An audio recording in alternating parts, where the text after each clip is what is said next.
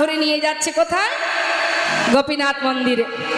মন্দিরের ভিতরে নিয়ে গিয়ে থালাটা সামনে রেখেছে, পাত্রটা রেখে ডাকছে, ও গোপীনাথ, গোপীনাথ, জানো তো আজ বাবা আসেনি, গ্রামে একজন অসুস্থ, বাবা সেখানে চলে গেছে।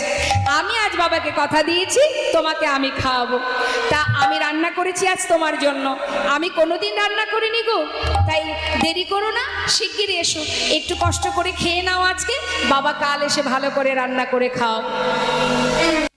ডাকছে, সে কি জানে বাবা, আমি যেমন আমার পিতার সন্তান, ও আমার পিতার সন্তান। সে জানে না যেটা বিগ্রহ, সে জানে ও আমারই মতো একজন সন্তান, আমার পিতা। পিতা প্রতিদিন তাকে খাওয়ায়, অর্থাৎ সেও তার সন্তান। তাই ঠাকুর ঘরের মধ্যে গিয়ে গোপীনাথের সামনে গিয়ে একভাবে ডাকছে, গোপীনাথ,